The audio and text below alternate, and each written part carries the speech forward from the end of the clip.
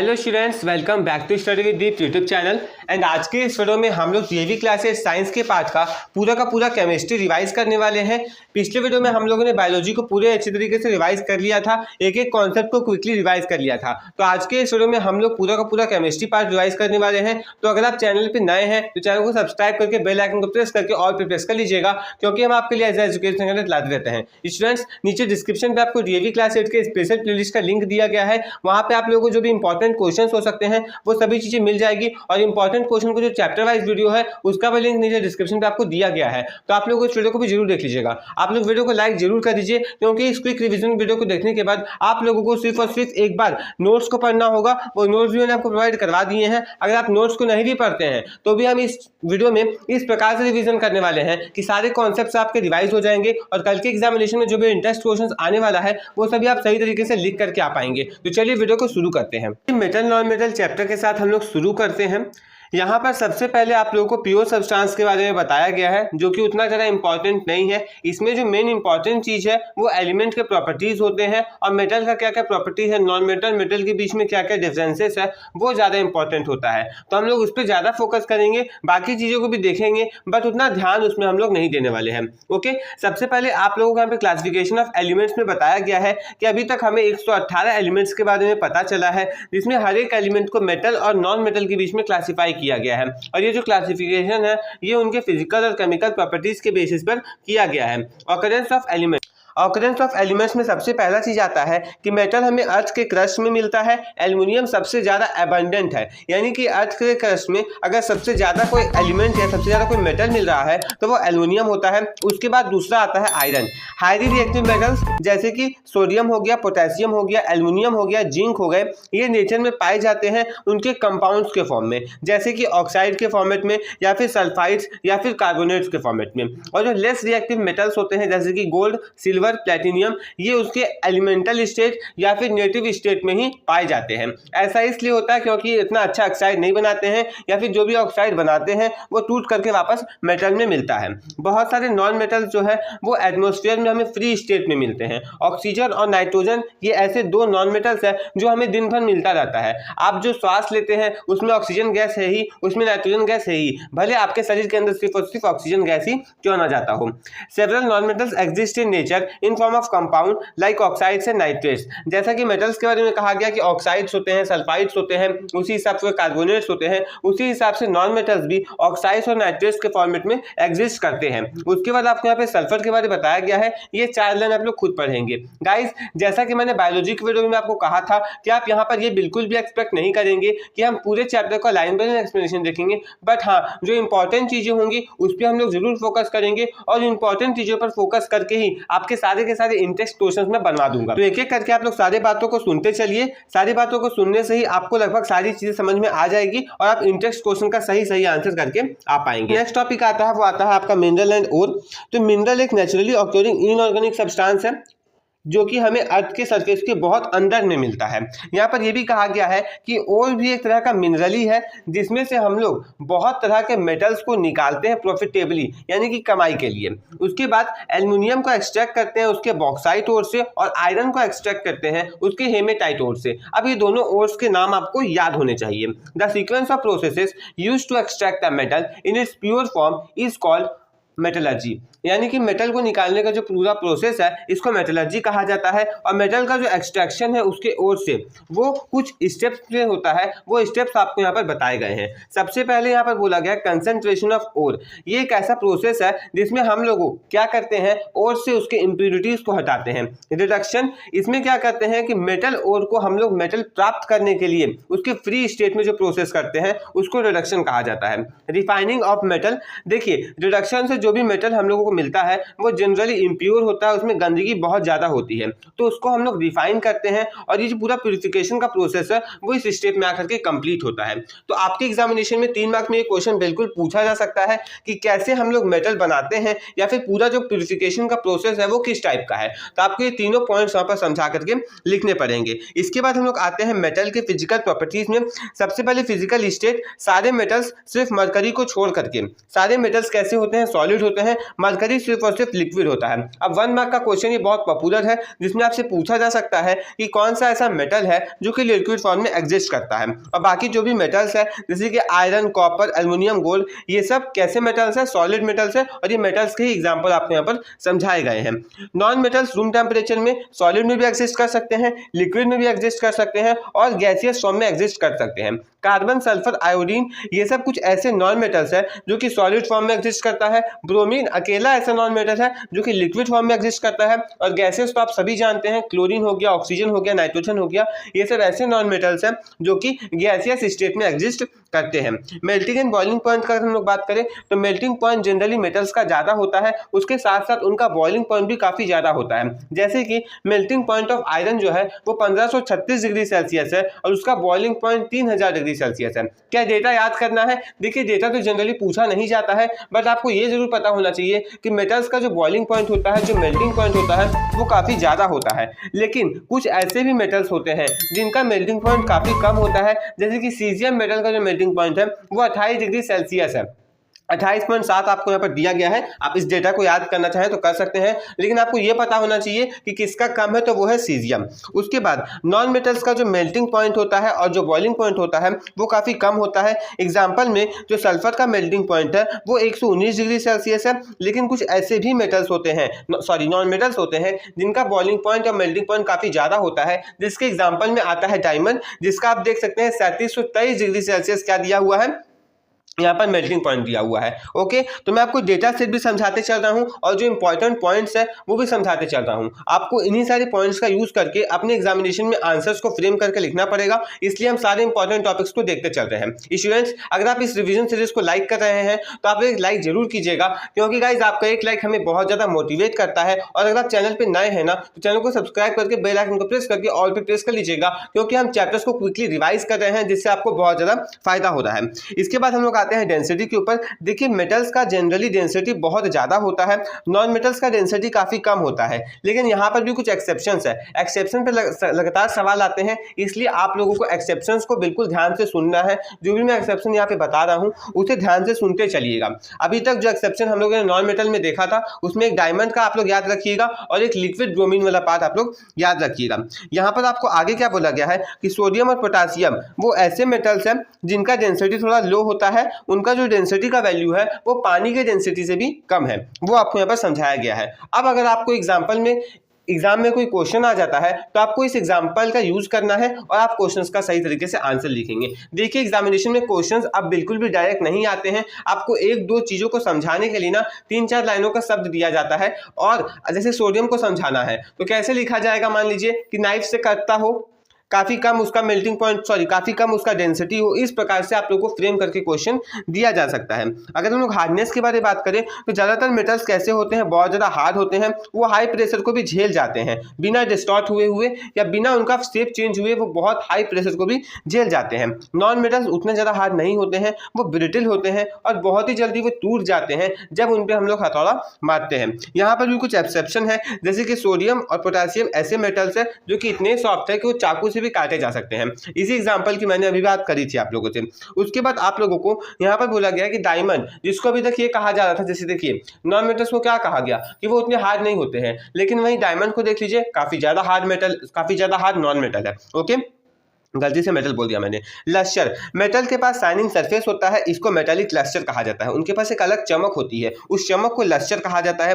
Non metal के पास डल appearance होता है, लेकिन फिर वही बात, एक ऐसा नॉन मेटल जो लस्टरस है, एग्जाम्पल कौन सा, आयोडीन। तो आप एग्जाम्पल को यहाँ पर याद रखेंगे। इसके पास नेचुरल लस्टर है। मेलिबिलिटी क्या होता है, मेलिबिलिटी होता है कि किसी भी मेटल को ठोक पीट करके थिन शीट में चेंज करने का। तो मेटल्स कैसे होते हैं, मेलिएबल होते हैं। नॉन मेटल्स नॉन मेलिएबल होते हैं, उन्हें हम लोग थिन शीट में चेंज नहीं कर सकते हैं क्योंकि वो बहुत ज़्यादा कमजोर होते हैं। देखिए, हम पीट उन्हीं को पाएंगे जो मजबूत होंगे, सिंपल सा बात है। उसी हिसाब से जो नॉन मेटल्स होते हैं वो उतने मजबूत होते नहीं हैं, वो पीटने पर टूट जाते हैं, इसलिए हम उनका थिन शीट नहीं बना पाते हैं, वो नॉन मेलिएबल होते हैं। उसके बाद डक्टिलिटी, मेटल्स को हम लोग थिन वायर्स में चेंज कर सकते हैं। ये जो प्रॉपर्टी है मेटल्स का, इसी को डक्टिलिटी कहा जाता है। कौन कौन से ऐसे वायर्स हम लोग बनाते हैं, कॉपर, एल्युमिनियम, आयरन। वहीं पर हम लोग अगर चाहें तो गोल्ड और सिल्वर का भी वायर बना सकते हैं, बट वो काफ़ी ज़्यादा एक्सपेंसिव हो जाएगा, और अगर कोई गोल्ड सिल्वर का वायर बना भी लेता है तो उसका वायर चोरी हो जाएगा। इसलिए हम लोग वैसा वायर नहीं बनवाते हैं। नॉन मेटल्स नॉन डक्टाइल होते हैं, उनको थिन वायर्स में चेंज नहीं किया जा सकता है। तो आपके एग्जामिनेशन में ऐसा क्वेश्चन आता है कि मेलेबिलिटी और डक्टिलिटी के बेसिस पे नॉन मेटल्स और मेटल्स को क्लासीफाई कीजिए, डिफरेंशिएट कीजिए। तो जो भी चीज़ें मैं आपको समझा रहा हूँ इसको आप समझ करके अपने दिमाग में रख करके वहाँ पर एग्जामिनेशन में लिखेंगे, आपको पूरा का पूरा मार्क्स दिया जाएगा। ये जो क्विक रिवीजन का सीरीज है ये बेसिकली आप सभी लोगों के इंटेक्स्ट क्वेश्चन के लिए मैं लाया हूँ कि जो इंटेक्स्ट क्वेश्चन आपके एग्जामिनेशन में आते हैं उससे आप लोग कैसे डील कर सकते हैं। आप अगर वीडियो को पूरा देखेंगे, अंत तक देखेंगे, पूरा चैप्टर को फिर से समझ लेंगे, पढ़ लेंगे, रिवाइज कर लेंगे, तो एग्जामिनेशन में कोई भी ऐसा इंटेक्स्ट क्वेश्चन नहीं होगा जो कि आप छोड़ के आएंगे। आप सारे क्वेश्चंस को करके आएंगे, एटलीस्ट कुछ ना कुछ तो लिख करके आएंगे। लेकिन हाँ, अगर आप ध्यान से सुनेंगे तो आप पूरा का पूरा क्वेश्चन करके आएंगे। इसलिए मैं कह रहा हूँ वीडियो को अंत तक देखिए, पूरा समझने की कोशिश करिए। हम लोग आते हैं टेंसाइल स्ट्रेंथ के ऊपर। देखिए ये एक ऐसा प्रॉपर्टी है ना जिसके चलते ये कहा जाता है कि कोई भी एक ऐसा मेटल या फिर कोई भी एक ऐसा सब्सटेंस जो कि क्या कर पाए, बहुत भारी लोड झेल पाए, इसको कहा जाता है टेंसाइल स्ट्रेंथ। तो यहाँ पे बताया गया है कि मेटल का जो टेंसाइल स्ट्रेंथ होता है वो काफी ज्यादा होता है और इसमें वही दो प्रॉपर्टीज आते हैं, एक आता है डक्टिलिटी और एक आता है मेलेबिलिटी। क्योंकि खींचते खींचते वो बहुत पतला भी हो जाए फिर भी वो टूटे नहीं, ये क्या हो जाएगा, डक्टिलिटी का प्रॉपर्टी। और थिन शीट में चेंज हो जाने का जो प्रॉपर्टी है वो हो जाता है मेलेबिलिटी। नॉन मेटल के पास इतना टेंसाइल स्ट्रेंथ नहीं होता है। एग्जाम्पल इसमें एक्सेप्शन के रूप में दिया गया आप लोगों को कार्बन फाइबर, तो उसको आप याद रखेंगे। कंडक्टिविटी मटेरियल का हीट एनर्जी को ट्रांसफर करने का जो एबिलिटी होता है, इलेक्ट्रिक करंट को ट्रांसफर करने का जो एबिलिटी होता है, इसी को कंडक्टिविटी कहा जाता है। और ये कंडक्टिविटी का एक इंडिकेटर भी है, आप समझ सकते हैं साफ तौर पे। हम लोग दो टाइप की कंडक्टिविटीज का बात करते हैं, एक होता है थर्मल कंडक्टिविटी, एक होता है इलेक्ट्रिकल कंडक्टिविटी। थर्मल कंडक्टिविटी क्या होता है मटेरियल का, वो ये होता है ना कि किसी भी मटेरियल से कितना ईजिली हीट पास हो पाए, हीट एनर्जी कितनी आसानी से पास हो पाए, उसको हम लोग क्या बोलते हैं, थर्मल कंडक्टिविटी। यहाँ पर आपको एक एक्टिविटी के माध्यम से समझाया गया था, इसे आप लोग खुद पढ़ेंगे। इलेक्ट्रिकल कंडक्टिविटी में क्या होता है, इलेक्ट्रिकल कंडक्टिविटी किसी भी मटेरियल का वो ये मेजर होता है, इस चीज का प्रमाण होता है कि भाई उससे इलेक्ट्रिक करंट कितना इजिली पास करता है। यहाँ पर आप लोगों को कुछ एक और एक्टिविटी दिया गया था तो वो आप लोग पढ़ेंगे। उसके बाद यहाँ पे बताया गया है कि जो नॉन मेटल्स होते हैं वो पुअर कंडक्टर्स होते हैं हीट और इलेक्ट्रिसिटी के। उसमें से ज्यादातर कंडक्टर्स को, नॉन कंडक्टर्स को हम लोग क्या बोलते हैं, इंसुलेटर बोलते हैं। लेकिन ग्रेफाइट जो कि कार्बन का एक फॉर्म है वो अच्छा कंडक्टर होता है इलेक्ट्रिसिटी का। सोनोरिसिटी, देखिए जब भी किसी भी मेटल के पीस को हम लोग कुछ हार्ड चीजों से क्या करते हैं, स्टिक करते हैं, स्टक करते हैं, उसको ठोकते हैं तो एक बहुत ही अच्छा सा साउंड हम लोगों को सामने प्रोड्यूस होता है। ये जो प्रॉपर्टी है मेटल्स का, जिसमें एक बहुत स्वीट सा साउंड प्रोड्यूस हुआ। अब जैसे स्वीट साउंड, तो ये वाला वर्ड आपको याद रखना है, आपको सोनोरिसिटी के डेफिनेशन में इस स्वीट साउंड का यूज करना है, बस आपको मार्क्स मिल जाएगा। ओके, ये जो प्रॉपर्टी है इसी को हम लोग सोनोरोसिटी कहते हैं और इसी सोनोरोसिटी प्रॉपर्टी के चलते हम लोग बेल्स बनाने में मेटल्स का यूज करते हैं। मंदिर में घंटी आपने देखा होगा। उसके बाद यहाँ पर फिजिकल प्रॉपर्टी ऑफ मेटल और नॉन मेटल के बेसिस पे आपको यहाँ पे सारी चीजें समझाई गई है। क्या इसे समझाना जरूरी है? बिल्कुल नहीं, मैं नहीं समझाऊंगा, क्योंकि अभी तक मैंने जो समझाया है वही चीजें यहाँ पर लिखी हुई है, बट शॉर्ट में लिखी हुई है। आप लोग इसको एक बार पॉज करके पढ़ सकते हैं, मैं आपको दिखा रहा हूँ, नहीं तो आप इसको अपने बुक में से पढ़ सकते हैं। 10 प्रॉपर्टी टोटल हम लोगों ने डिस्कस की है, वही आपको यहाँ पर लिख करके बताया गया है। उसके बाद कुछ ऐसे भी एलिमेंट्स होते हैं, कुछ ऐसे एलिमेंट्स होते हैं जो मेटल्स और नॉन मेटल्स दोनों का प्रॉपर्टी दिखाते हैं, इसको हम लोग क्या बोलते हैं, मेटलॉइड्स बोलते हैं। एग्जांपल सिलिकॉन, जर्मेनियम और आर्सेनिक आप लोग यहाँ पर याद रखेंगे। उसके बाद केमिकल प्रॉपर्टीज का अगर हम लोग बात करें तो रिएक्शन विद ऑक्सीजन, इस एक्टिविटी में दिखाया गया है कि मेटल्स ऑक्सीजन के साथ रिएक्ट करके मेटेलिक ऑक्साइड बनाते हैं जो कि बेसिक होते हैं नेचर में। पोटेशियम, सोडियम, कैल्शियम ये हाईली रिएक्टिव मेटल है, ये ऑक्सीजन के साथ एयर में भी रिएक्ट कर जाते हैं, रूम टेम्परेचर में भी रिएक्ट कर जाते हैं और अपना ऑक्साइड बनाते हैं। उसके बाद अगर हम लोग आगे बात करें तो ये एक्टिविटी यहाँ पे दिखाया गया था कि नॉन मेटल ऑक्सीजन के साथ रिएक्ट करके नॉन मेटेलिक ऑक्साइड बनाते हैं जो कि एसिडिक होते हैं नेचर में। अगर आप ये एक्सपेक्ट कर रहे हैं कि मैं आप लोगों को ये एक्टिविटी समझाऊंगा तो वो पॉसिबल नहीं है, बट जो बेसिक चीज़ है कि नॉन मेटल क्या बनाते हैं तो एसिडिक कंपाउंड बनाते हैं और मेटल्स क्या बनाते हैं, बेसिक ऑक्साइड बनाते हैं, वो आपके लिए इंपॉर्टेंट है जो कि मैं अपने यहाँ पर समझाता चल रहा हूँ।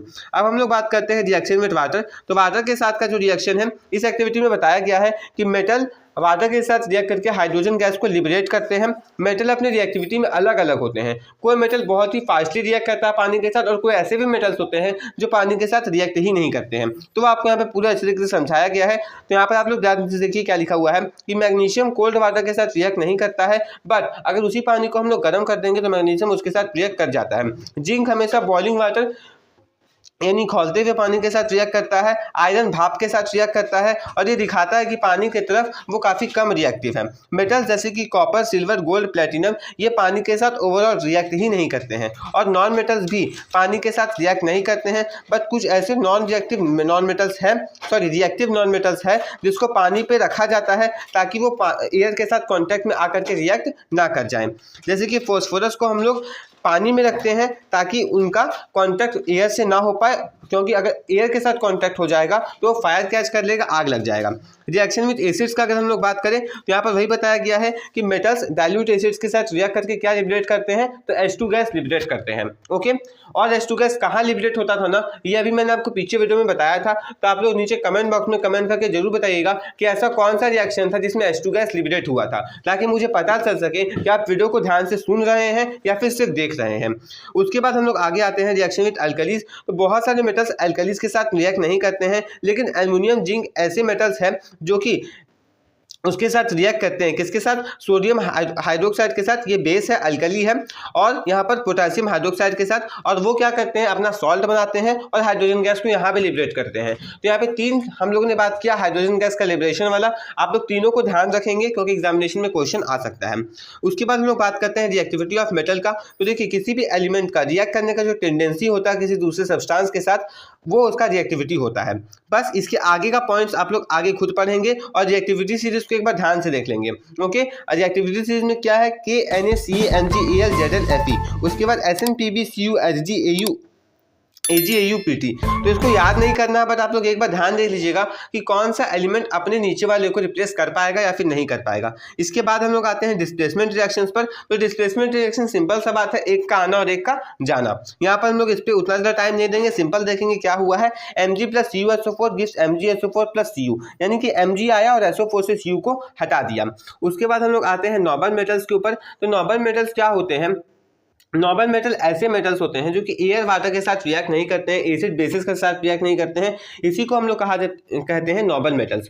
गोल्ड और प्लेटिनम भी क्या होते हैं? नोबल मेटल्स होते हैं। क्योंकि नोबल मेटल्स बहुत ही कम रिएक्टिव होते हैं, तो वो उनके आसपास के सब्सटेंसेस के द्वारा उतने ज़्यादा इफेक्टेड नहीं होते हैं और वो ख़राब भी नहीं होते हैं, और उनका जो लस्टर है वो बहुत लंबे समय तक रिटेन रहता है, उनका जो चमक है वो रहता है। बहुत सारे नोबल मेटल्स हाईली डक्टाइल भी होते हैं और मेलिएबल भी होते हैं। इनको हम लोग वायर्स में चेंज कर सकते हैं और थिन फॉइल्स में चेंज कर सकते हैं। एल्युमिनियम फॉइल इसका एग्जाम्पल है, गोल्ड का भी फॉइल बनता है, ये भी उसका एग्जाम्पल है। क्योंकि आप लोग यहाँ पर ध्यान से देखिए, गोल्ड के प्योरिटी का अगर हम लोग बात करें तो प्योर गोल्ड बहुत ज़्यादा सॉफ्ट होता है, इसीलिए हम लोग उसका यूज़ ज्वेलरी बनाने में नहीं कर सकते हैं उसके प्योर फॉर्म में। इसलिए उसमें कुछ मिलावट करके हम लोग पहले उसे इम्प्योर बनाते हैं ताकि उसके पास इनफ हार्डनेस आ जाए, उसके बाद ही हम लोग उसका ज्वेलरी बनाते हैं। जो प्योरिटी है गोल्ड का, उसको कैरेट के टर्म्स में रिप्रेजेंट किया जाता है। 24 कैरेट गोल्ड का उतना अच्छा ज्वेलरी नहीं बनता है, पॉसिबल ही नहीं हो पाता है, इसलिए 22 कैरेट गोल्ड का ज्वेलरी बनाया जाता है। Use of metals, alloys and non metals. तो गाइज ये जो टॉपिक है ये आप लोग खुद पढ़ेंगे क्योंकि वीडियो काफ़ी ज़्यादा लंबा हो जा रहा है। ये लास्ट टॉपिक है, इसको आप लोग खुद से देख लेंगे। इसमें यहाँ पर स्टील किस चीज़ से बना होता है? आयरन प्लस कार्बन से। Stainless steel iron, chromium, nickel से। ब्रास, कॉपर और जिंक से। ब्रोंज, कॉपर और टीन से। ये सब आप लोग यहाँ पर पढ़ लेंगे। तो इसी के साथ हमारे जो चैप्टर है वो कंप्लीट हो गया। देखिए गाइज, वीडियो को बहुत ज़्यादा लंबा करने से भी काम नहीं होगा, आप लोग भी कुछ कुछ करने की कोशिश करें। जैसे कि यहाँ पे मैंने जो भी चीज़ें छोड़ी है ना, ये प्योर याद करने वाली है, इसमें ऐसा कुछ समझाने वाला नहीं है। एक चीज़ एलॉय बच रहा है, उसको एक बार देख लीजिए। एलॉय क्या होता है? होमोजीनियस मिक्सचर होता है दो या दो से ज़्यादा मेटल्स का या फिर नॉन मेटल्स का। बस ये एलॉय का डेफिनेशन है। इसके आगे का जो चीज़ है वो आप लोग खुद पढ़ लेंगे, और यहाँ पर जो भी चीज़ आपको दिया गया है ये आपके याद करने के लिए है, और गिव रीजन में ये सवाल आ सकता है। तो गिव रीजन वाला ये जो टॉपिक है इसका आप लोग खुद पढ़ेंगे, लेकिन मैं फिर कह रहा हूँ पढ़ना है मतलब पढ़ना है, छोड़िएगा मत। ओके, तो यहाँ पर हमारा metal non metal chapter complete हो गया। अब हम लोग अपने चलते हैं केमिस्ट्री के नेक्स्ट चैप्टर के साथ, जो कि है sources of energy. Sources of energy chapter में सबसे पहले आपको ऑकरेंस के बेसिस पे नेचुरल रिसोर्सेज को क्लासिफाई किया। सोर्सेस ऑफ एनर्जी चैप्टर में जो सबसे पहला टॉपिक आता है वो क्लासिफिकेशन का ही आता है। तो ऑकरेंस के बेसिस पे दो सोर्सेस होते हैं, एक नेचुरल सोर्स और एक सिंथेटिक सोर्स। नेचुरल सोर्स मतलब कि जो नेचर से मिला है, और सिंथेटिक सोर्स जो हमने बनाया है। नेचुरल सोर्सेस में कौन कौन सा हो जाएगा? सोलर एनर्जी, विंड एनर्जी और हाइड्रो एनर्जी। और सिंथेटिक सोर्सेज में क्या क्या हो जाएगा, जो बैटरी जैसे यूज़ करते हैं, कैलकुलेटर में जो यूज़ होता है, वो सब हो जाएगा आपका सिंथेटिक सोर्सेज। फिजिकल स्टेट के बेसिस पर रिसोर्सेज को 3 में क्लासिफाई किया गया है, सॉलिड, लिक्विड और गैस। तीनों के एग्जांपल आप लोग यहाँ पर देख सकते हैं। अवेलेबिलिटी के बेसिस पे रिन्यूएबल और नॉन रिन्यूएबल। रिन्यूएबल रिसोर्सेज ऐसे रिसोर्सेज होते हैं जो कि शॉर्ट पीरियड ऑफ टाइम के बाद खुद को रिप्लेनिश कर ले, वापस आ जाए। Example solar energy, wind energy. Okay, वहीं पे नॉन रिन्यूएबल रिसोर्स ऐसे होते हैं जो कि एक बार यूज करने के बाद खत्म हो जाते हैं और उनको वापस आने में मिलियन ऑफ ईयर्स लग जाते हैं। इसी को कहा जाता है नॉन रिन्यूएबल रिसोर्स। अगर एग्जाम में आपके आता है तो आप इसी हिसाब से एक्सप्लेन करेंगे, बट यहाँ पे मिलियन ऑफ ईयर्स का जो टर्म है इसको जरूर यूज करेंगे। उसके बाद यहाँ पे फॉसिल फ्यूल्स का अगर हम लोग बात करें, देखिए फॉसिल फ्यूल्स को फॉसिल फ्यूल्स इसलिए कहा जाता है क्योंकि वो बहुत साल पुराने, बहुत साल पहले बने हुए होते हैं। और कैसे बनते हैं, तो हीट के एक्शन से बनते हैं, अर्थ के क्रस्ट के नीचे बनते हैं, इसलिए उसको फॉसिल फ्यूल कहा जाता है। उसके एग्जांपल में क्या क्या आ जाएगा, आपका कोल ये सब फॉसिल फ्यूल के एग्जांपल में आ जाता है। और ये कैसे बनते हैं, तो dead remains of plants and animals, इससे बनते हैं। वो बहुत दिन तक जमीन के अंदर दबे रहते हैं, दबे दबे दबे दबे, उनके साथ क्या होता है, कुछ एक्शन होता है हीट का, जिसके चलते वो किसमें चेंज हो जाते हैं, कोल ये सब में चेंज हो जाते हैं, पेट्रोलियम में सब में चेंज हो जाते हैं। Wood as a fuel, wood बहुत अच्छा मेजर रिन्यूएबल नेचुरल रिसोर्स है। जो वुड का कंबशन है वो सबसे बड़ा सोर्स है फिलहाल एनर्जी का। वुड को हम लोग कुकिंग और हीटिंग के लिए भी यूज़ करते हैं और इसको स्टीम इंजन में भी यूज़ करते हैं, स्टीम टर्बाइंस में भी यूज़ करते हैं। वुड का जो कंबशन है उसको बहुत सारे यूजेज में हम लोग लाते हैं और ये क्या करता है, कुछ हार्मफुल गैसेज प्रोड्यूस करता है, जैसे कि कार्बन मोनोऑक्साइड और CO2, जो कि डेंजरस हो सकते हैं। कोल एक कंबसिबल ब्लैक और ब्राउनिश सेडिमेंट्री रॉक है। कैसा रॉक है, सेडिमेंट्री रॉक है। और ये जो है खाना बनाने के ज़्यादातर काम में लाया जाता है, लेकिन इससे एयर पॉल्यूशन बहुत ज़्यादा होता है। अगर हम लोग कोल के ऑकरेंस की बात करें तो कोल हम लोगों को कहाँ मिलता है, तो कोल बहुत बड़े बड़े माइंस में मिलता है। कहाँ कहाँ लोकेटेड है ये माइंस, झारखंड में, मध्य प्रदेश में, उड़ीसा में, वेस्ट बंगाल में। जो सबसे बड़ा कोल माइन है वो बोकारो के बोकारो में है, झरिया में है और रानीगंज में है। रानीगंज कहाँ पर है, वेस्ट बंगाल में है। ओके, ये सब आपसे एग्जामिनेशन में नहीं पूछा जाता है, पूछा अगर कुछ जाता है तो वो कोल का फॉर्मेशन पूछा जाता है। देखिए कोल का जो फॉर्मेशन है ना वो प्लांट्स के डेड रिमेन्स से हुआ है। सिंपल सा बात है, वो बहुत सालों तक जमीन में दबे दबे किसमें चेंज हो गए, कोल में चेंज हो जाते हैं। क्योंकि फिजिकल और केमिकल प्रॉपर्टीज जो होते हैं, किस प्रकार के फिजिकल और केमिकल प्रॉपर्टीज, बहुत लंबे समय तक जो केमिकल और फिजिकल प्रॉपर्टीज है इन प्लांट्स का वो चेंज हो जाते हैं जियोलॉजिकल एक्शंस के थ्रू, जो कि कोल के फॉर्मेशन में हमें हेल्प करते हैं। हमें तो नहीं हेल्प करते, कोल को, प्लांट्स रिमेन्स को हेल्प करते हैं ताकि वो कोल में चेंज हो जाए। टाइप्स ऑफ कोल का अगर हम लोग बात करें तो depending upon temperature and pressure conditions, time period for fossil which remained buried under the surface of earth, different varieties of coal have been formed. देखिए कौन कितनी देर तक रहा उस सरफेस के अंदर, उसी के बेसिस पे अलग अलग वैरायटी के कोल बनते हैं। डिफरेंट टाइप के कोल के बाद आपको मैं बताया गया, जैसे कि पीट हो गया, लिग्नाइट हो गया, बिटुमाइनस हो गया और नेक्स्ट आता है एंथ्रासाइट। पीट एक सॉफ्ट ब्राउन कलर का कोल होता है जिसमें 30% कार्बन होता है। लिग्नाइट में 38% कार्बन होता है और इसका इलेक्ट्रिक पावर जनरेशन में यूज किया जाता है। बिटुमाइनस में 65% का कार्बन होता है और इसको हम लोग यूज करते हैं दूसरे टाइप के फ्यूल में जिसका नाम है कोक। एंथ्रेसाइट हार्ड कोल है, 90% कार्बन कंटेंट इसमें होता है और ये हाईएस्ट ग्रेड होता है कोल का। डिस्ट्रक्टिव डिस्टिलेशन ऑफ प्रोडक्ट्स, देखिए डिस्ट्रक्टिव डिस्टिलेशन क्या होता है, कोल का बहुत ज़्यादा स्ट्रॉन्ग हीट करना, बहुत बड़े तापमान पर उसको हीट करना एयर के एब्सेंस में, यानी उसको एयर नहीं देने हैं बट बहुत ज़्यादा हीट करते हैं, उसको हम लोग बोलते हैं डिस्ट्रक्टिव डिस्टिलेशन। इससे क्या क्या बनता है वो आप लोग यहाँ पे देख सकते हैं। कोक की हार्ड पोरस सब्सटेंस है, उसका यूज यहाँ पर आपको लिखा गया है। 2 यूज याद रखेंगे, फ्यूल गैसेस बनाने के लिए, उसके बाद मेटल का एक्सट्रैक्शन में इसका यूज होता है। कोल टार ये ब्लैक कलर का विसस लिक्विड होता है, इसका यूज किया जाता है सिंथेटिक डाइस बनाने में, ड्रग्स बनाने में, एक्सप्लोजिव और परफ्यूम बनाने में। कोल गैस के बारे में आप लोग खुद यहाँ पर से पढ़ लेंगे। अगर हम लोग पेट्रोलियम का बात करें तो पेट्रोलियम एक फॉसिल फ्यूल है, ये डार्क कलर का विशियस और फाउल स्मेलिंग लिक्विड है जिसको हम लोग क्रूड ऑयल कहते हैं। ये रॉक फॉर्मेशन में हम लोगों को देखने को मिलता है। इसका नाम जो है लैटिन वर्ड पेट्रा से मिला है। क्या ये इंपॉर्टेंट है? बिल्कुल नहीं। इसका जो इंपॉर्टेंट चीज़ है वो ऑकरेंस है। कहाँ पर मिलता है? 500 से 2000 मीटर जब हम नीचे जाते हैं अर्थ के क्रस्ट पर, तब हम लोगों को देखने को मिलता है। पेट्रोलियम डिपोजिट बेसिकली हम लोगों को साल्ट वाटर के साथ मिलता है, क्योंकि पेट्रोलियम साल्ट वाटर से हल्का होता है तो ये उसके ऊपर तैरता है। नेचुरल गैस पेट्रोलियम के ऊपर मिलता है, लेकिन ये रॉक कैप और पेट्रोलियम लेयर के बीच में दबा हुआ मिलता है। उसके बाद आप लोगों को बोला गया रिफाइनिंग ऑफ पेट्रोलियम, तो रिफाइनिंग ऑफ पेट्रोलियम आप लोग खुद पढ़ लेंगे। उसके बाद petroleum products and it's uses. देखिए पेट्रोलियम को हम लोग लिक्विड गोल्ड भी बोलते हैं। इसका कुछ यूज यहाँ पर आपको दिया गया है, जैसे कि residual oil, asphalt, paraffin wax, lubricating oil. Lubricating oil मतलब साफ है, आप फ्रिक्शन चैप्टर में इस चीज़ को पढ़े होंगे। लुब्रिकेटिंग ऑयल में क्या होता है कि हम लोग बहुत सारी चीज़ों में लुब्रिकेटिंग ऑयल को डालते हैं जिनसे उनका चलना आसान हो जाता है। ये सब मशीन्स में यूज़ किया जाता है। Paraffin wax white semi solid liquid है जिसको ग्रीस के रूप में हम लोग यूज़ करते हैं और वैसलीन सब बनाने में उसका यूज़ किया जाता है। और 5-6 यूज़ दिया गया है जैसे कि fuel oil, diesel, kerosene, gasoline, petroleum gas.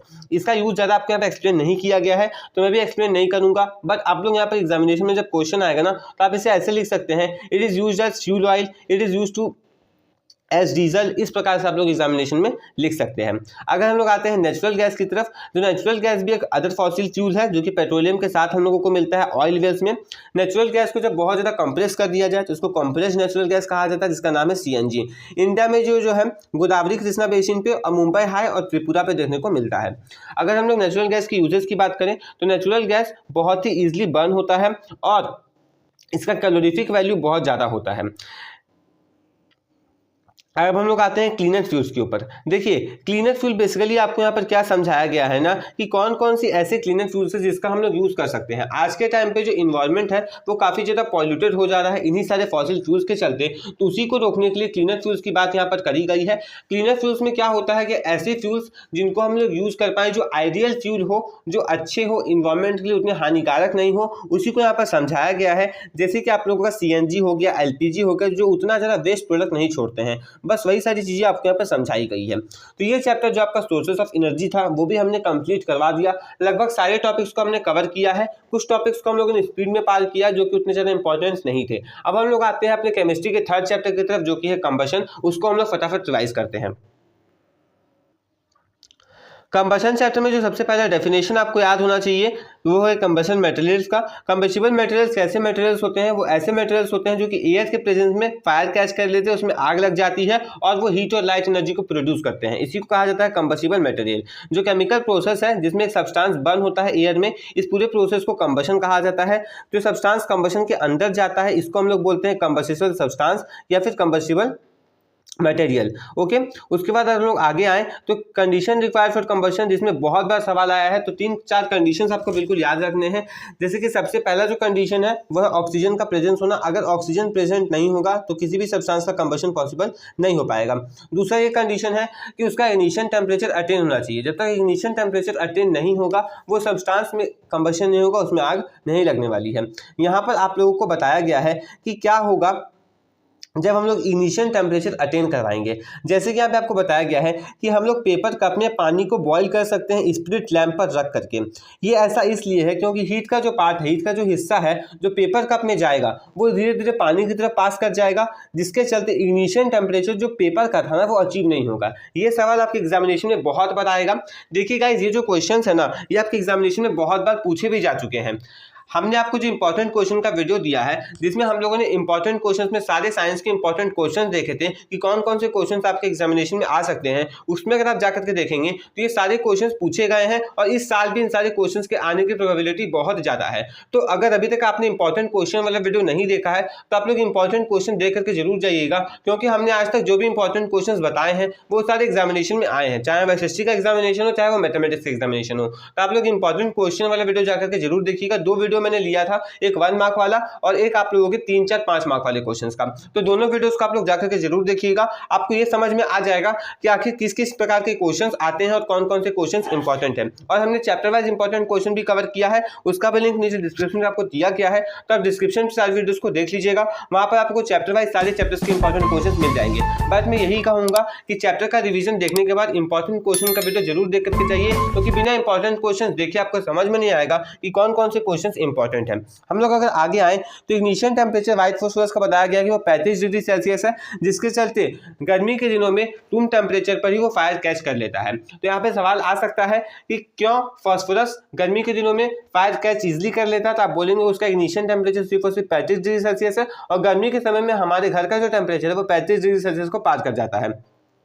A matchstick can lighted by striking its tip on rough surface. देखिए एक मैजिस्टिक को ना हम लोग किसी भी रफ सरफेस पर घसर करके क्या कर सकते हैं, उसमें आग लगा सकते हैं। इसके पीछे का रीजन ये है क्योंकि उसका जो इनिशियल टेम्परेचर वो काफी कम है। जैसे ही वो अटेन होता है रब करने से, क्योंकि फ्रिक्शन होता है, फ्रिक्शन के चलते हीट प्रोड्यूस होता है, जैसे ही रब होता है तो हीट उतना जनरेट हो जाता है जिसके चलते वो फायर कैच कर सकता है। उसके बाद यहाँ पे बोला गया है कि बर्निंग कैंडल का जो फ्लेम है ना वो बुझ जाता है जब हम लोग उसमें स्ट्रांगली फूंक मार देते हैं। इसके पीछे का रीजन ये है कि जो एयर करंट है वो टेम्परेचर को कम कर देता है। किसका टेम्परेचर को? वहां पर जो भी वैक्स वेपर्स जल रहे होते हैं उसके टेम्परेचर को कम कर देता है, इनिशियल पॉइंट से नीचे ले जाता है। और दूसरा रीजन है कार्बन डाइऑक्साइड। कार्बन डाइऑक्साइड जो है फायर एक्सटिंग्विशर का काम करता है, इसीलिए जो फायर जो है वो ब्लो करने पर बुझ जाता है।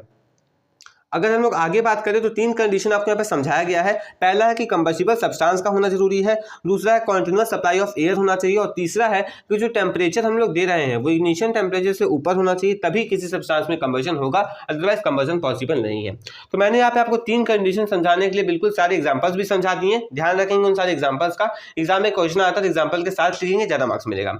अगर हम लोग आगे बात करें तो कंबशन 3-4 टाइप का होता है। स्लो कंबशन, बहुत धीरे धीरे चलना, स्लो कंबशन, तेजी से जलना, रैपिड कंबशन। स्पॉन्टेनियस कंबशन में क्या होता है कि जब एक सब्सटेंस खुद ब खुद फायर कैच कर ले, इसको हम लोग बोलते हैं स्पॉन्टेनियस कंबशन। एक्सप्लोजिव कंबशन, जब बहुत सारे कंबस्टिबल मटेरियल एयर में जाकर के बर्न करते हैं कंप्लीटली, बहुत ही कम समय में, बहुत ही छोटे समय में, और एक एक्सप्लोजिव होता है, एक्सप्लोजन होता है, उसी को हम लोग बोलते हैं एक्सप्लोजिव कंबशन। ओके, जब भी हम लोग एक क्रैकर को इग्नाइट करते हैं तो काफ़ी तेज रिएक्शन होता है और वहाँ पे एक्सप्लोजन होता है। हीट, लाइट एनर्जी, सबका साउंड एनर्जी का भी यहाँ पे प्रोडक्शन होता है। फायर कंट्रोल, देखिए यहाँ पे फायर कंट्रोल कैसे कर सकते हैं, तो सिंपल सा बात है, ये फायर तभी लगेगा जब कंबस्टिबल मटेरियल होगा, एयर का सप्लाई होगा, और तीसरा इग्निशन टेम्परेचर से ज़्यादा टेम्परेचर हम लोग देंगे तभी फायर लगेगा, अदरवाइज फायर नहीं लगेगा।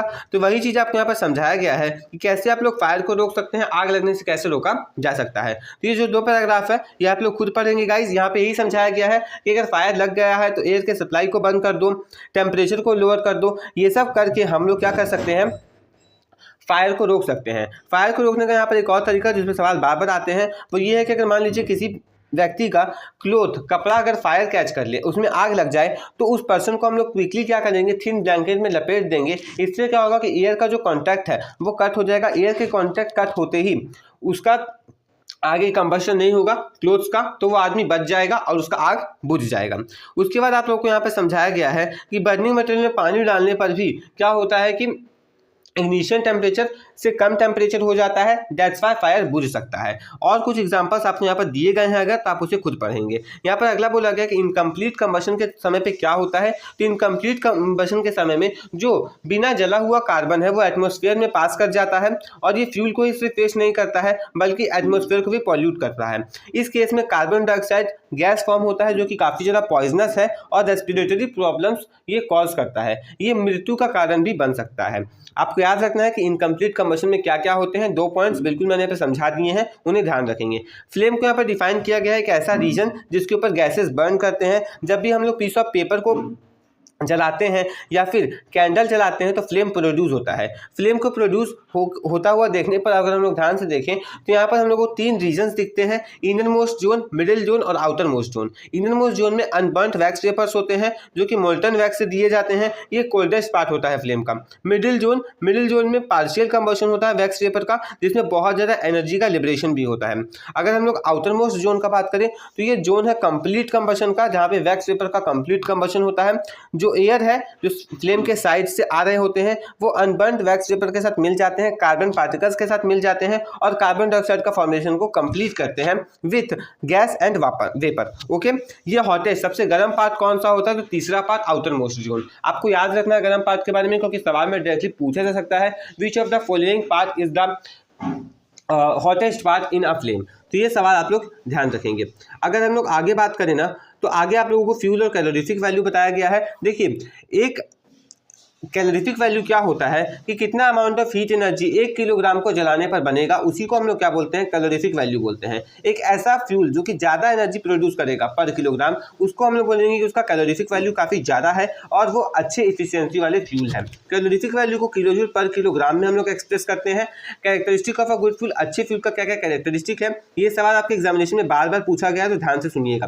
देखिए, ये चीप होना चाहिए, मतलब सस्ता होना चाहिए और आसानी से अवेलेबल होना चाहिए, स्टोर करना इसको आसान होना चाहिए, इनका कैलोरीफिक वैल्यू ज़्यादा होना चाहिए, यानी 1 kg में ये ज़्यादा से ज़्यादा हीट को प्रोड्यूस करें, ज़्यादा हार्मफुल नहीं होना चाहिए, बर्निंग करने के बाद जलाने के बाद ज़्यादा हार्मफुल गैसेस नहीं छोड़ना चाहिए। उसके बाद इनका इग्निशन टेम्परेचर कम होना चाहिए। अब इग्निशन टेम्परेचर बहुत ज़्यादा हो जाए जिसको आप अटेन ही नहीं करवा पाओगे तो साफ साफ बात आप उसको जला नहीं सकते हो। उसके बाद ये कंप्लीट कंबशन और कंट्रोलेबल कंबशन के अंदर जाते हो, मतलब साफ है कि इनको जलाने पर हम लोग इनका कंबशन कंट्रोल कर पाए, किस हिसाब से जलेंगे नहीं जलेंगे उस हिसाब से चीज़ को यहाँ पर बताया गया है।